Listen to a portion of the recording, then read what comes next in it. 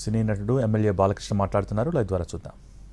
అలాగే జి రాజ వెంకటేశ్వర యాదవ్ గారు, అలాగే జి సత్యనారాయణ గారు, మొత్తం వీళ్ళందరితో ఈ యొక్క ఎంపీసీ కమిటీ ఏర్పాటు చేయడం జరిగింది. ముఖ్యంగా మన ఆంధ్ర రాష్ట్ర ముఖ్యమంత్రి వర్యులు నారా చంద్రబాబు నాయుడు గారు, అలాగే తమ్ముడు డిప్యూటీ ముఖ్యమంత్రి పంచాయతీరాజ్ శాఖ మంత్రులు తమ్ముడు పవన్ కళ్యాణ్ గారు, ఆయన కూడా ఒక నటుడే. అలా అందరూ కూర్చుని నేనైతేనేమి, లేకపోతే మన కందులు దుర్గేష్ గారైతేనేమి, ఈ యొక్క చిత్ర పరిశ్రమను ఇక్కడ మనకి ఏమి లోటు ఉంది, మనం కూడా ఇక్కడ బ్రహ్మాండంగా మన చలనచిత్ర ఏ రాష్ట్రం ఉంటే ఆ రాష్ట్రంలో ఒక ఎఫ్డీసీ ఉంటుంది, ఓ చలనచిత్ర పరిశ్రమ ఉంటుంది. అంతే తప్పితే అటు ఆ రాష్ట్రం ఈ రాష్ట్రం అన్న తేడా లేదు. నాన్నగారు ఎప్పుడో అన్నారు, ప్రాంతాలు వేరైనా మన అంతరంగాలు ఒకటేనన్నా, ధ్యాసలు వేరుగా ఉన్నా మన భాష తెలుగు భాష అన్నాన్ని. అలా ఈ యొక్క చలనచిత్ర పరిశ్రమను మెడ్రాస్తో కలిసి ఉన్నప్పుడు అయితేనేమి, లేకపోతే తర్వాత ఆంధ్ర రాష్ట్రంగా మనం ఏర్పడిన తర్వాత కూడా చలనచిత్ర పరిశ్రమకి విజయవాడ అన్నది ఒక చలనచిత్ర పరిశ్రమకు ఒక రాజధానిగా ఆనాడు భాషలింది, ఇప్పటికీ భాషలుతుంది. ఇవాళ మనం చూసుకుంటే ఇవాళ ఏ సినిమా మొత్తం సినిమా కలెక్షన్స్ అన్ని చూసుకుంటే కూడా మనకి మొత్తం ఒక 65 నుంచి 70% కలెక్షన్స్ ఆదాయం మనకు వచ్చేది ఆంధ్ర రాష్ట్రం నుంచి.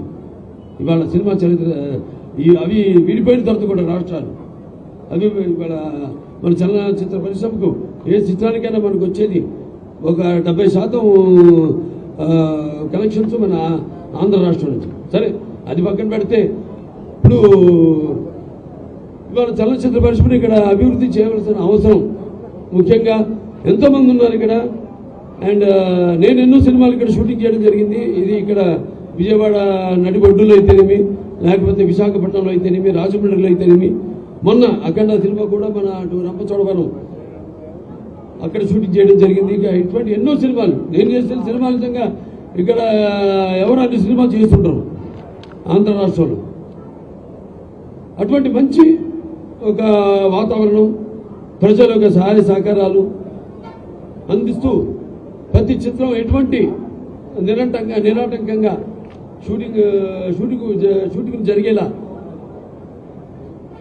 సహాయ సహకారాలు అందిస్తూ, అలాగే వాళ్ళ చలనచిత్ర పరిశ్రమ ఇక్కడ మనకి లొకేషన్స్ బ్రహ్మాండమైన అద్భుతమైన లొకేషన్స్ ఉన్నాయి.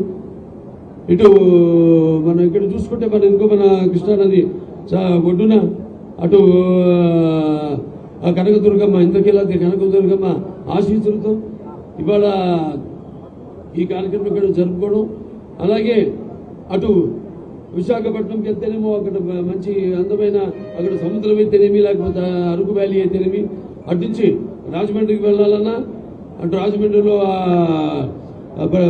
అక్కడ ఆ వాతావరణం ఏదైతే మన సినిమా రకరకాల నేపథ్యాలు మనం తీస్తూ ఉంటాం, అటువంటి నేపథ్యాలు గ్రామీణ నేపథ్యం అయితేనేమి అద్భుతమైన లొకేషన్స్ ఉన్నాయి అక్కడ.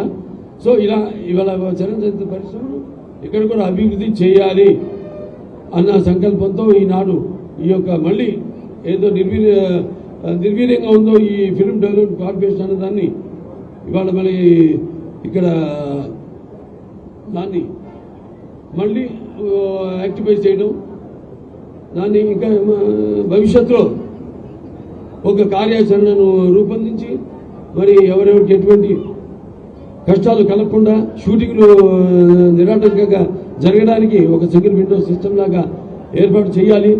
అంటే ఒక సినిమా తీయాలంటే పర్మిషన్ నుంచి పోలీస్ ప్రొటెక్షన్ వరకు అన్నీ కూడా ఒకే కప్పు కింద